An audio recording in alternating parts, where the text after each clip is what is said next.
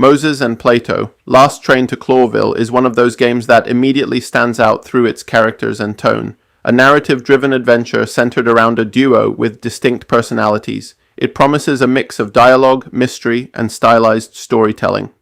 Set against the backdrop of a journey, both physical and emotional, the game leans heavily into atmosphere and character interaction.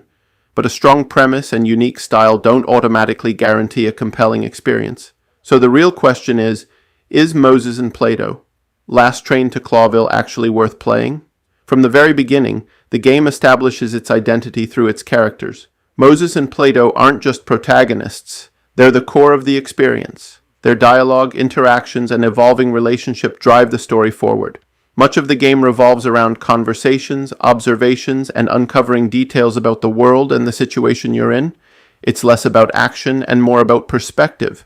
Gameplay is primarily narrative-focused, with light exploration and interaction elements. You'll move through environments, examine objects, and engage in dialogue sequences that shape how events unfold. Choices may influence certain outcomes or character dynamics, but the experience is largely guided. The emphasis is on storytelling rather than mechanical complexity. Where Moses and Plato, Last Train to Clawville, stands out is in its writing and atmosphere. The dialogue feels intentional, often balancing subtle humor with more serious undertones. The game doesn't rush its storytelling. Instead, it builds tension gradually, allowing moments to breathe. This creates a sense of immersion for players who enjoy character-driven narratives.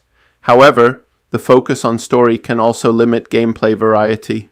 There are no complex systems, fast-paced mechanics, or deep progression layers. Interaction is relatively simple, and much of the experience comes from following the narrative rather than actively shaping it. Players looking for gameplay depth may find it minimal. Of life.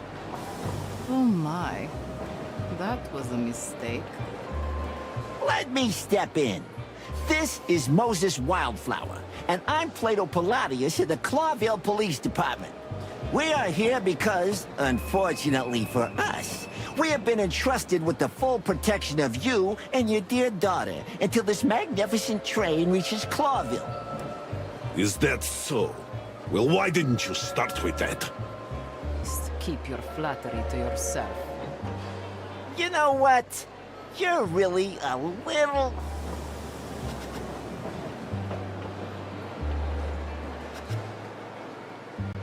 What an arrogant response.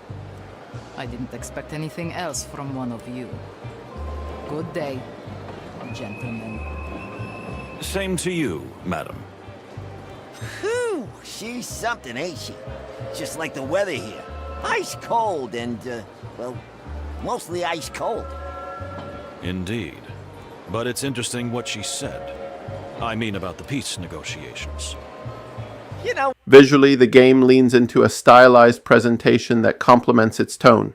Character designs are expressive and environments are crafted to support the mood of each scene. It's not about realism, it's about creating a consistent and engaging visual identity. But this is just smoke and mirrors, Moses. There will never be peace between Stavonia and Clawville. Hostility is coated in our blood. Maybe. But let's not get ahead of ourselves. We haven't even started this journey. Yeah, you're right. And we might just be in for the adventure of a lifetime, huh? Oh, but every day is an adventure with you, Plato.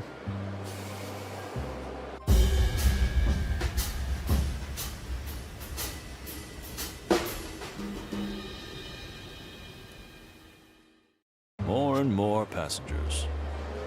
If you want to know more than animals are willing to tell you, use your refined senses, Moses.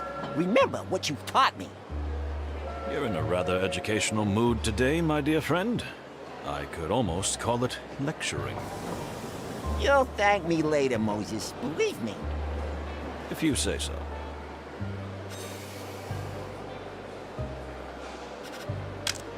Sound design plays an important role in reinforcing atmosphere. Background music is used carefully to support emotional moments, while ambient sounds help ground each scene. Voice delivery, if present, adds another layer to character interaction, making conversations feel more dynamic. Pacing is steady and controlled. The game unfolds at a deliberate pace, focusing on dialogue and gradual narrative development. Early sections introduce characters and context, mid-game deepens the story, and later moments aim to deliver emotional impact. It's a structure that works well for narrative-focused players but may feel slow for others. To my bushy tail, you really do live in a cave, don't you? So he's some kind of movie star. The movie star. Uh-huh. And the young lady? Cassandra Ruby Faye, a real up-and-coming movie sensation. They're predicting a big future for her, although the tabloids say she's a bit unstable. Interesting. Interesting indeed. And quite lovely, too.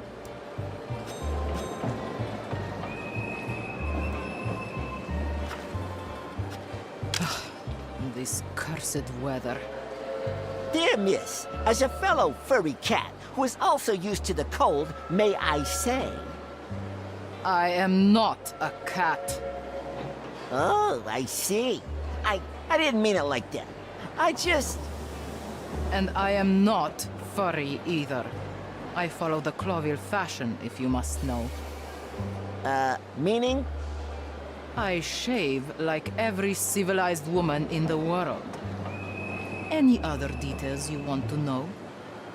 I didn't even want to know that. Sorry to bother you, madam. We won't do it anymore. The first good idea I've heard all day.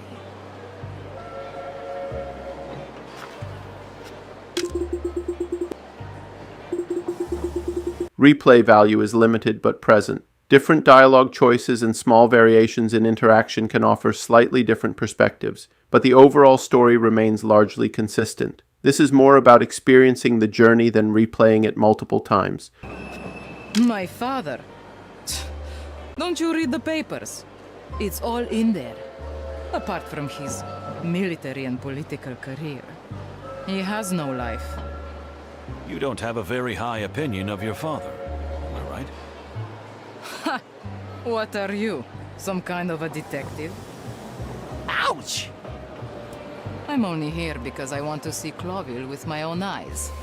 Otherwise, I wouldn't spend several days locked up with him even if someone pointed a gun at me. Well, I see.